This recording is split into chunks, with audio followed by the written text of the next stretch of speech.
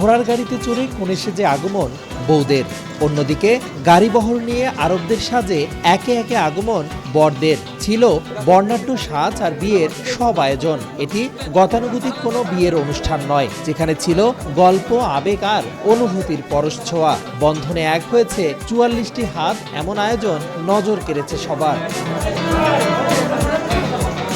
বিয়ে আপনার, খরচ আমাদের, এই স্লোগানে শনিবার রংপুর নগরীর একটি কমিউনিটি সেন্টারে অনুষ্ঠিত হয় এই বিয়ে। আয়োজক আলহাজ শামসুল হক ফাউন্ডেশন। বিয়ের আসরে বসেছেন ১২ দম্পতি। ব্যতিক্রমী এই আয়োজনে টাকা, বিয়ের রেজিস্ট্রেশন, বর কনের পোশাক, সাজসজ্জা, প্রসাধনী, অতিথিদের আপ্যায়ন সবকিছুই বহন করেছে শামসুল হক ফাউন্ডেশন। শুধু তাই নয়, বিয়ের পর নবদম্পতির জন্য থাকছে কক্সবাজারে হানিমুনের সুযোগও। শর্ত শুধু একটাই, নেওয়া যাবে না কোনো যৌতুক, চাওয়া যাবে না অতিরিক্ত কাবিন। তাই এমন আয়োজনে সঙ্গী হতে পেরে উচ্ছ্বসিত নবদম্পতি ও অতিথিরা।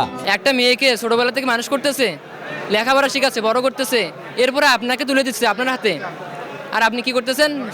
আপনারা অনেক টাকা যৌতুক দাবি করতেছেন। বিবাহ করা প্রত্যেক নরনারীর উপরই ফরজ। এই ফরজ কাজটা আমি অতি দ্রুত এত কম বয়সে যে আদায় করতে পেরেছি, এজন্য আল্লাহ তাআলার নিকটে অসংখ্য শুকরিয়া।